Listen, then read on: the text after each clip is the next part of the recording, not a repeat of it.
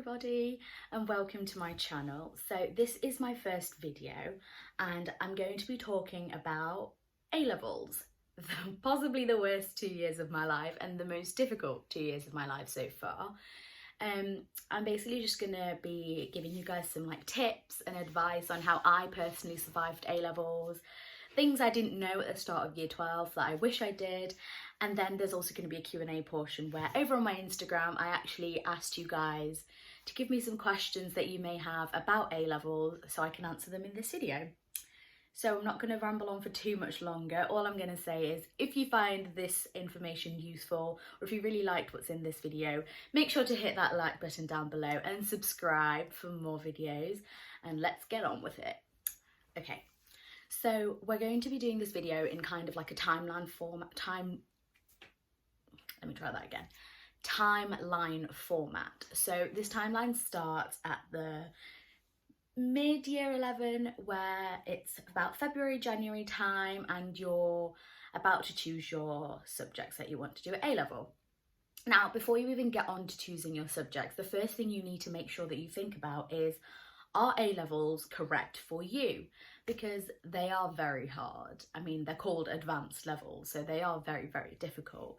Are you sure that you want to do that much work? Are you sure it's the right amount of work for you? Because if your end goal at the end of these 2 years is to go to university, A-levels are not the only way that you have to go through. You can do IBs, you can do BTECs, there are many ways. A reoccurring theme that's going to be present throughout my videos is the fact that there is more than one way to do something. You don't have to do something a certain way. There's not one way where it's going to get you to a place and the other way isn't.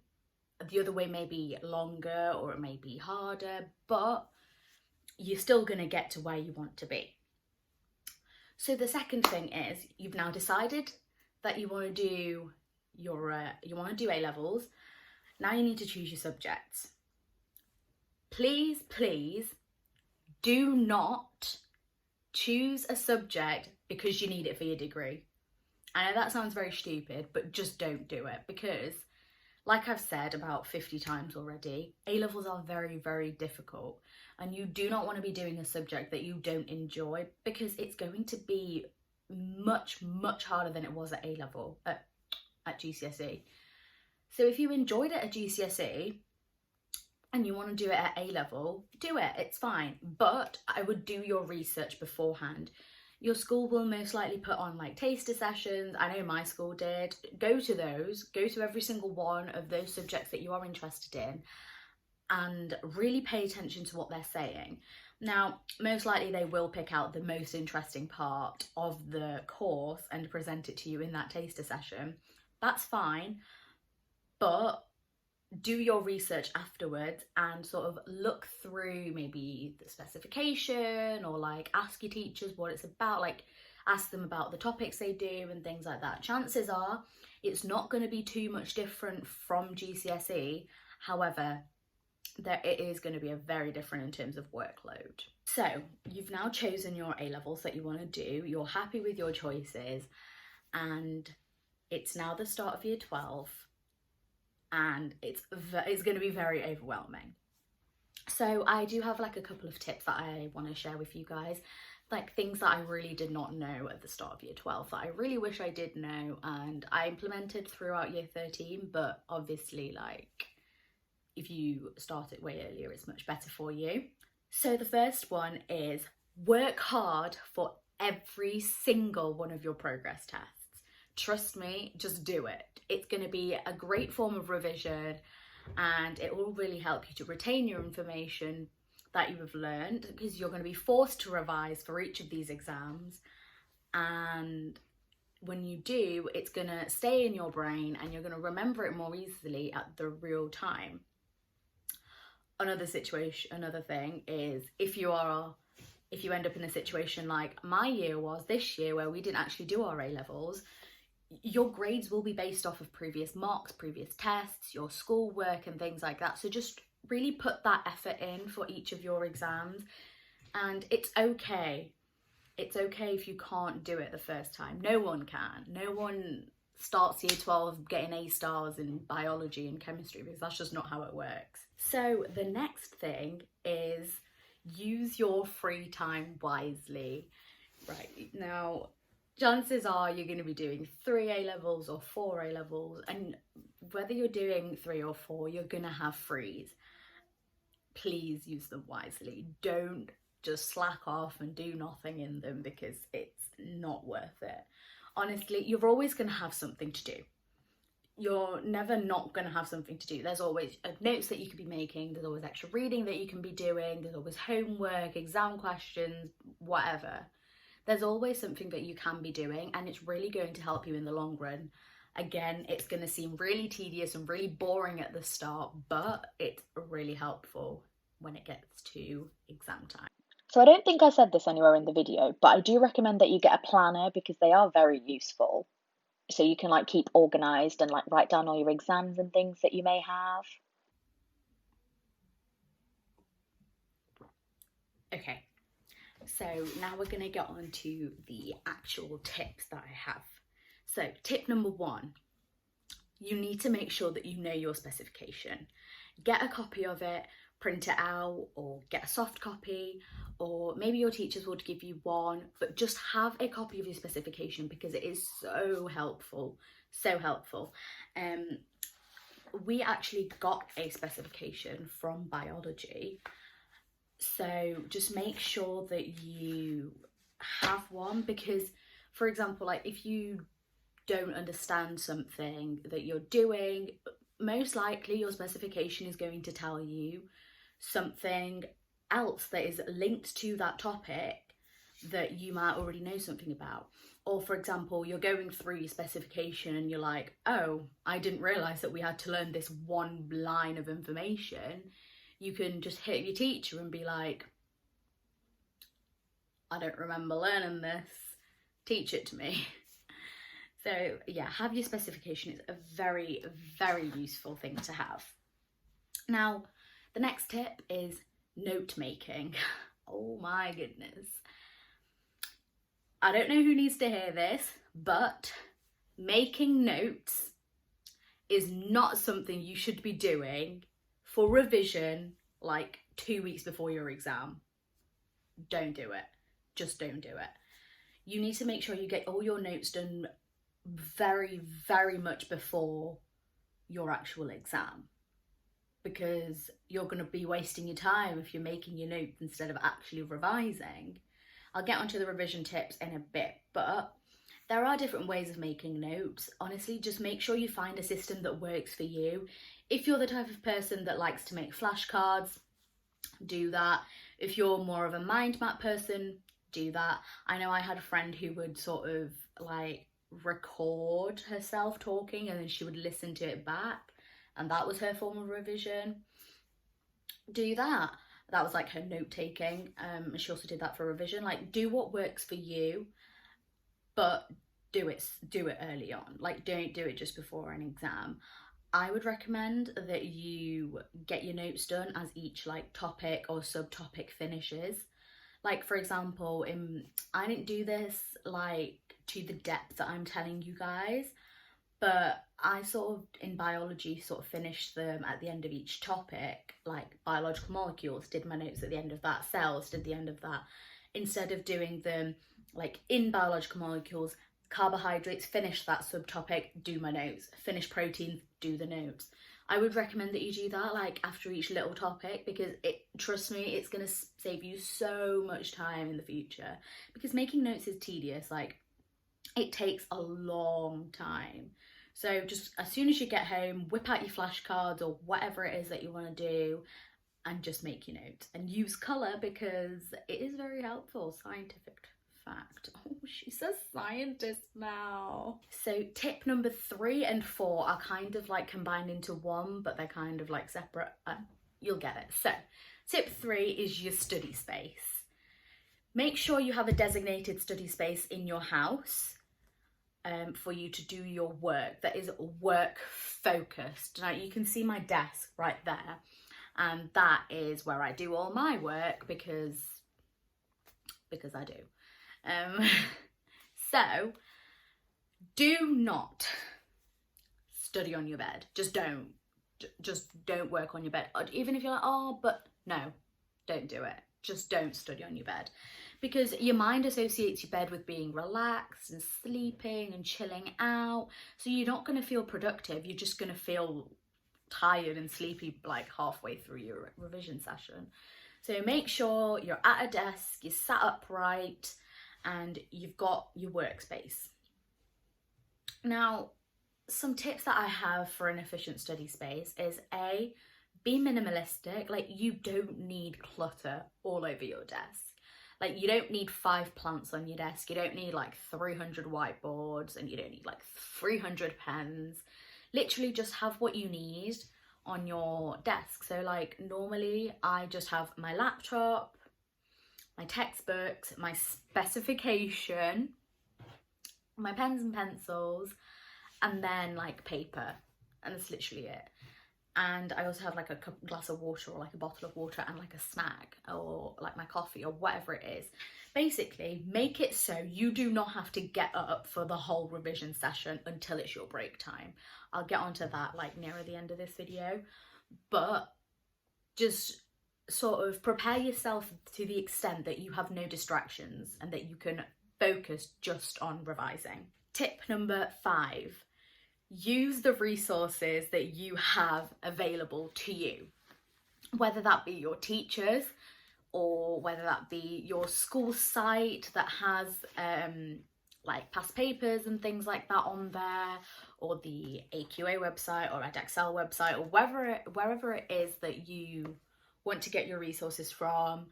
Personally, my best friend throughout these 2 years was physics and maths tutor. I literally got all my questions off of there, and it's really good.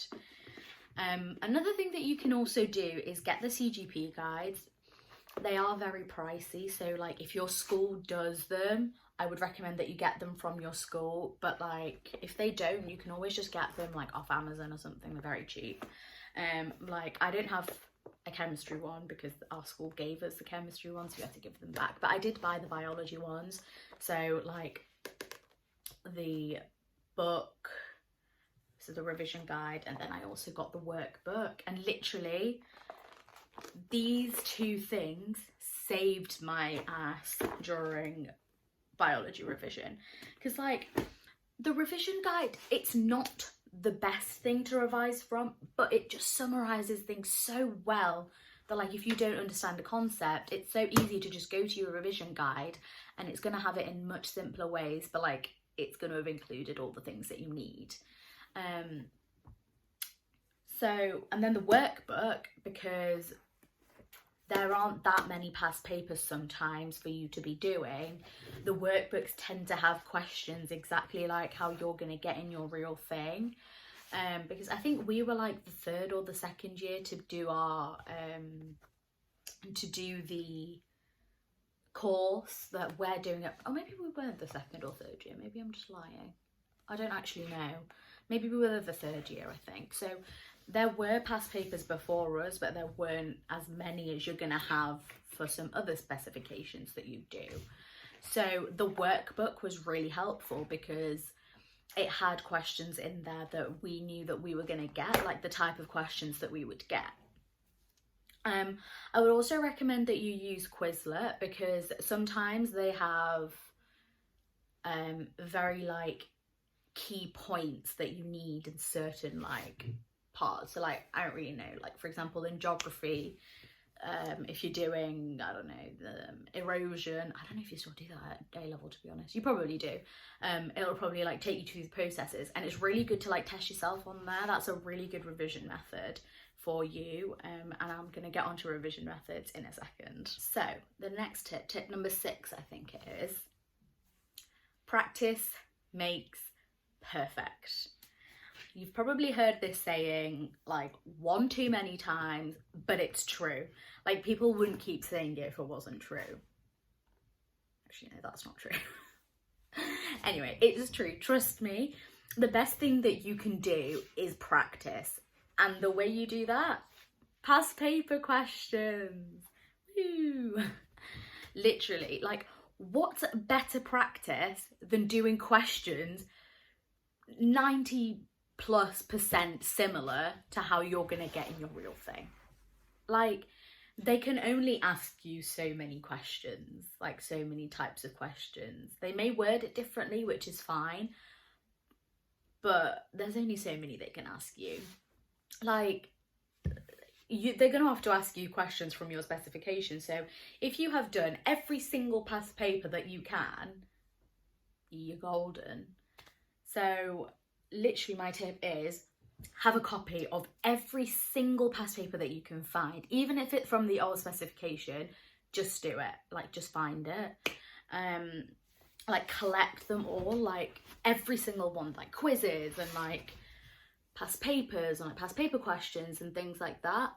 Now my biology teacher and chemistry teacher were actual babes, so the head of biology and chemistry, they had actually collated like past paper questions from our like our previous exams in our specification, and they had all put them on our intranet, so that was very helpful, so thank you to them. So leading on from past papers, don't just do the past papers, mark them, then put them aside. You need to analyze those past papers and see where you've gone wrong, because it's one thing knowing that you've done something wrong, but then if you do the same thing again, then that's just being stupid. So you need to know where you've gone wrong and make sure that you like mark down in your exam paper or whatever it is where you've gone wrong and what you've gone wrong on. Was it you didn't know what they were asking you? Was it you just didn't know the piece of information?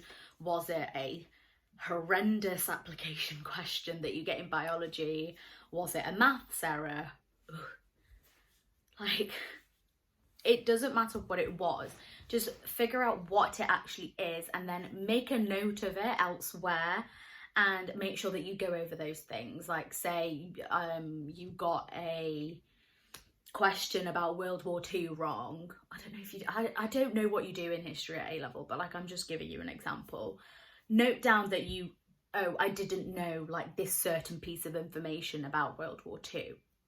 So just like write it down. Okay, so that was like a knowledge thing, like I just did not know it.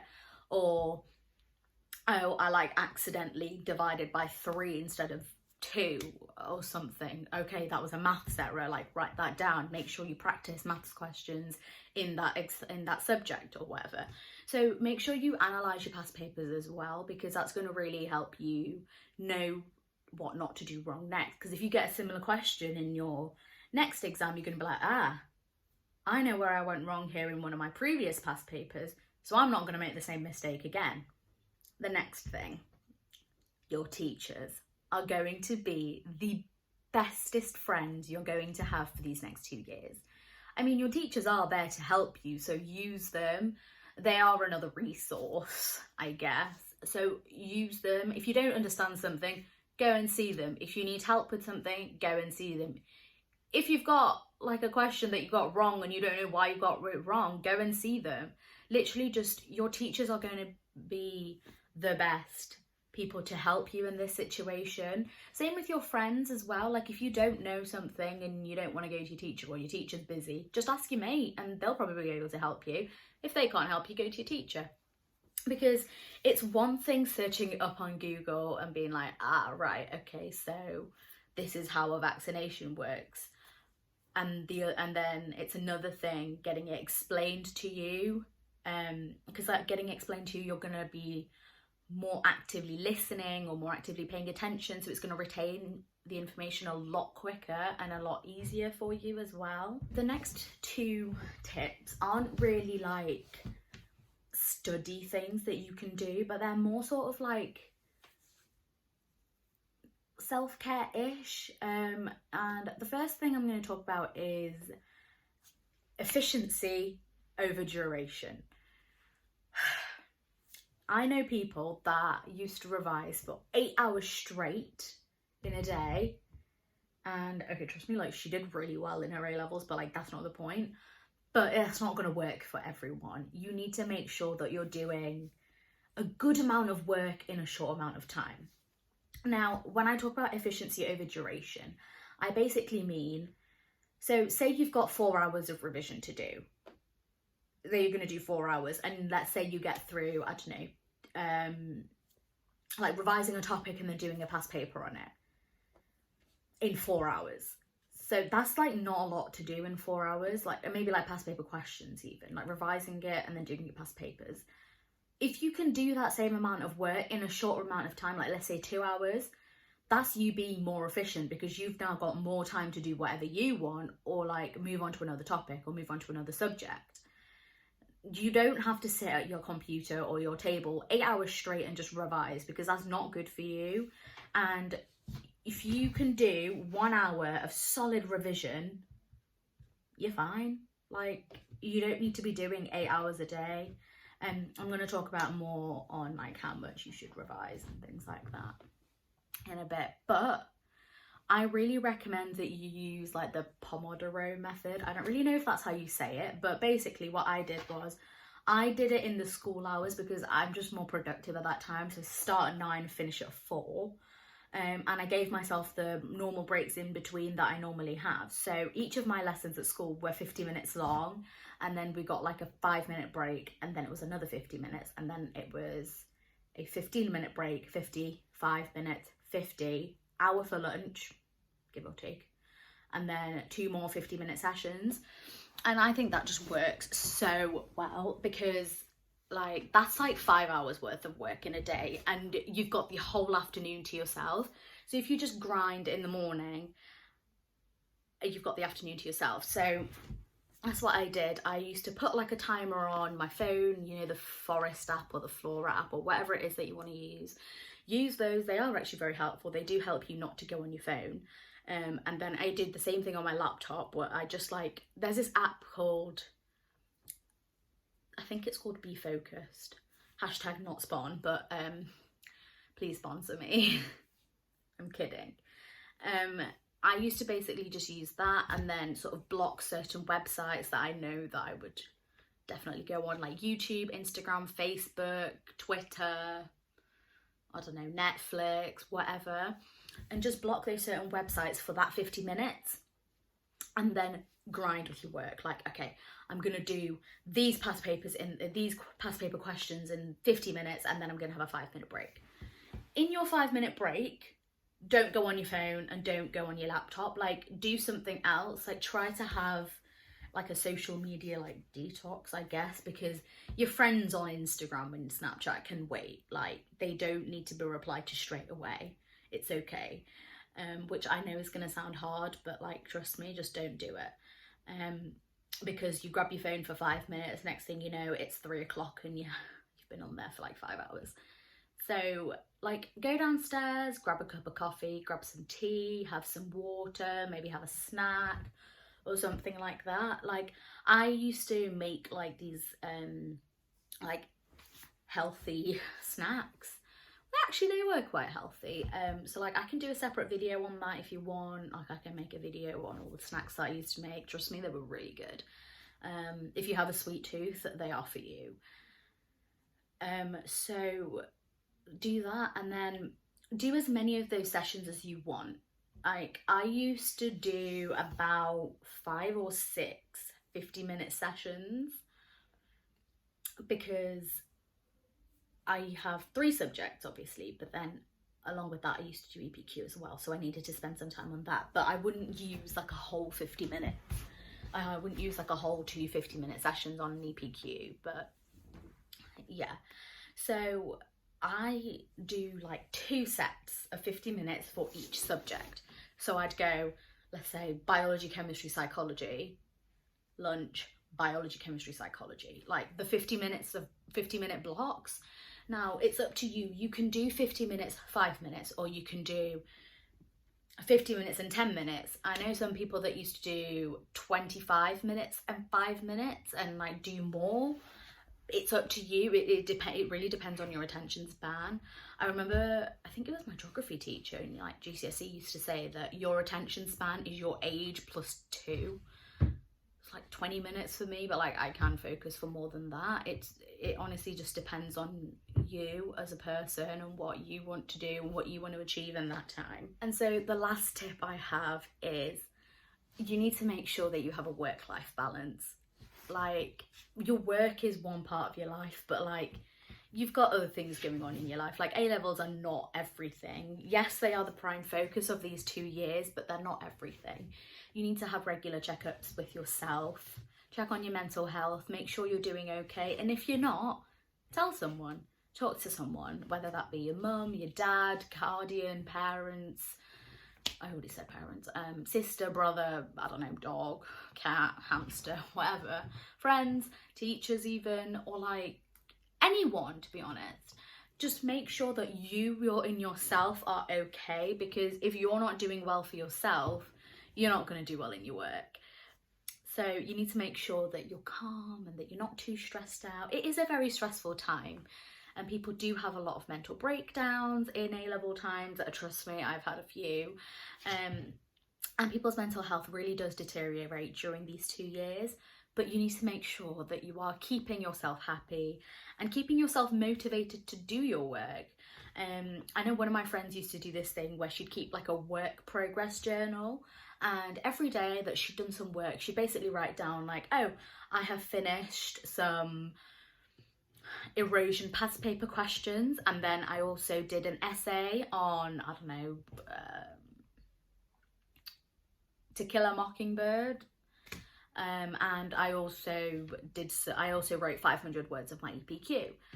When you read back on that, you feel so proud of yourself because you did that work, and like, give yourself credit for it. And like, another thing is like, make to-do lists, because it really does help. Like, you need to make sure you give yourself more credit for something than you actually would. Like, it's one thing saying, oh, I did biology revision today, but it's another thing saying, I did biological molecules past paper questions, I revised immunity, I did a paper 2 past paper. Like, that is a lot more than just saying biology revision. So really give yourself credit for it. And, you know, these 2 years of your life, you're not going to get back. So make sure you enjoy it at the same time, and sort of like really have fun with it. Damn, that got emotional. God. Okay, let's move on to the Q&A portion of this video. Just before we get on to the questions, I just want to show you like an example of a to-do list. Like, I write to-do lists like every day. When's this from? This was from Thursday. Literally just write down every small thing that you can. Like, for example, I literally wrote up like, wake up, like brush my teeth, and they're just like normal things that you would do. So, but you're like giving yourself credit for them anyway, and it's going to make you feel a lot more accomplished. So yeah, now let's actually get on into the Q&A portion. Okay, so I actually wrote down all the questions that you guys asked over here, and I'm just going to go through them. So the first one was, how long should you spend revising for mocks, and how long did I spend? So again, do what works for you. Personally, I started revising like a month before, because they were only mocks and it was year 10 mocks. So I started revising like a month and a half before the actual exam, using the same technique that I talked about, Pomodoro technique, did 50 minutes, 10-minute break, and so on and so forth. How long should you spend revising? Honestly, it depends on you, because again, it depends on your time span and your attention span, how much time you actually have in the day, making sure that you give yourself breaks and things like that. But I can't really say an exact time, because some people are going to think it's way too much, or some people are going to think it's way too less. Like, personally, like I said, I had a friend that used to do 8 hours a day. Like, personally, for me, that is a lot of work to do. I really could not do that. But then I also had a friend that only used to do 2 hours a day, which isn't enough for me. I used to, like I said, I used to do 6 hours, but like with breaks. Like, my sessions would be 6 hours long, but like my actual studying period was only like 50 minutes in each section. So yeah, that's what I would say. The second question is, I've taken 4 subjects. Should I keep all 4 or drop one? Again, this depends on you completely. Can you take the workload of 4 subjects? If you can, sure, keep them. If you can't, drop it. My personal preference would be, yes, drop a subject, because it is a lot of work. Like 3 subjects in itself is so much work, and if you've got another one, like, you don't really need to put yourself through it. And also, like, some people will say, like, oh, you really should keep 4 subjects, you know, universities are gonna like it more. Bullshit. No. Because if universities wanted 4 subjects, they would include that in their website, saying you need 4 A-levels. Like, you really don't. You'll be fine with 3. If you really do want the extra, or you want the UCAS points, then sure, do it. I mean, there's always an option of EPQ. Completely up to you. If you want to do it, do it. Personally, I wouldn't. So yeah. Question number 3. Will my GCSE results affect my A-level choices? Simple answer, yeah. Some schools do put entry requirements on your for you to do your A-level subjects, because, I mean, it kind of makes sense though. Like, if you haven't done well in your GCSE in that subject, chances are you're not going to do too well at A-level either. Like, I know my school required you to have at least an A/a 7 in, like, your sciences to be able to do them at A-level. But it honestly depends, like, whatever. I know some people with maths, I think the entry requirement is for you to have a 7 to be able to do normal maths, and then 8 to do a further maths. I actually spoke to one of my friends about this, and they said, like, yes, that's the entry requirement, but if you have been getting 7s in maths, you are going to find A-level maths very hard, regardless of whatever grades you've been getting. But if you have been getting higher grades at GCSE in maths, chances are you're going to find it a lot easier to do well at A-level maths. I really don't know. They just explained it to me, and I'm just explaining it to you guys. But in a nutshell, yes, your GCSE choices do affect your A-level choices, but that's basically it. So the second question is, how should I format my personal statement?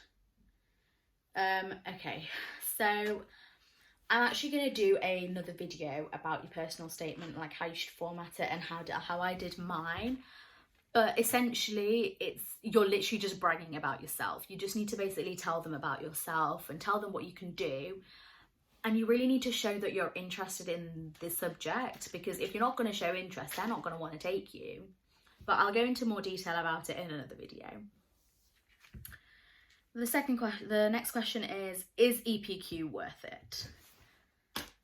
Short answer, yeah, I guess it's worth it. I mean, it gives you UCAS points, it gives you, like, credit, like, it's a nice thing to talk about in interviews, etc. Was the workload worth it? No. Basically, like, it depends honestly on what subject you're doing. Like, if you are applying for a, let's say, healthcare profession, medicine, dentistry, veterinary, take my advice, don't do an EPQ. It's not worth it. I mean, I guess it, okay, is it worth it? Yes, it's worth it, but, like, the workload, it's really not that worth it. It's a nice thing to talk about in your interviews, but it's a lot of work, because if you're doing a healthcare degree, chances are your subject's going to be very content heavy. You're probably going to be doing biology and chemistry, and biology is one of the most content heavy subjects ever. So maybe don't do an EPQ if you've got that. Like, I know I did one because it reduced my offer for the university I really wanted to go to. So yeah, do it. Like, research and do it, like, if you want to. It is also really good help for, like, dissertation writing. Another tip, I also talked to another friend. If you do English, geography or history, just don't do an EPQ. Just don't, because you're going to end up doing 2 EPQs, especially if you're doing geography NEA. It's basically the same, I've heard. So just don't put yourself through that. Like, it's really not worth it, girl. So number 6 is, how do you revise for your specific subjects? Okay, so for those of you that may not know, I do biology, chemistry, and I did biology, chemistry and psychology. I'm actually going to be doing a separate video on each of those subjects, so watch out for those. I think I'm going to be filming them today, so yeah, just watch out for them. Number 7, how long should I do each section and how many in a day? I've already touched on this. Like I said, it depends on you. Personally, I used to do 50 minutes and then do a 10-minute break and do 6 of those. Honestly, depends on how much you have going on that day and things like that. Personally, I think work in your like school hours schedule, because you're sort of in that mindset already that's like, oh, it's like 11 o'clock and I should be in like biology right now, so I'm gonna do some biology work or whatever it is. So maybe do that. And then the last question is, I've been getting C's and D's all through year 12 and it's really bringing me down. What do I do? First of all, don't worry, because trust me, everyone does get C's and D's at the start of year 12 and in year 13, some people. But like, this is going to sound really odd and probably really hard to believe, but a C is not a bad grade at A-level. Like I read somewhere that like a C was like a high A star at GCSE, so you're going to be okay, literally. It's fine. Now, if you personally think that you can do a lot better, but for some reason you're just not, maybe like trace back your steps and think, okay, where have I gone wrong? Do I not know the information? Do I not understand the questions? Or is it exam technique? Because trust me when I say my exam technique was really, really bad, like so bad.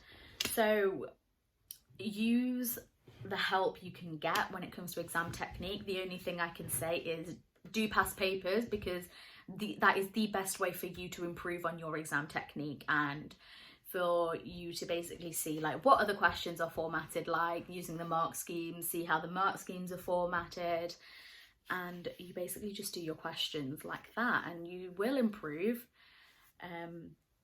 And it's okay, because everyone does badly at the start of year 12 because it's a foreign thing for them. A-levels are not the norm for us, and at the start of year 12 everyone is overwhelmed. You're doing 4 subjects, possibly maybe 3.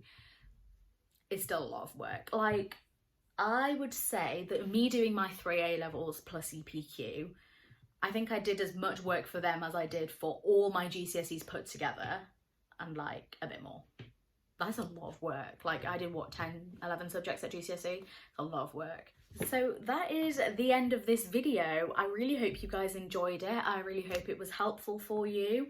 I know this video was very long and I'm gonna have a great time editing this, but if you did like this video, please leave a comment down below and subscribe, and I will see you guys next time.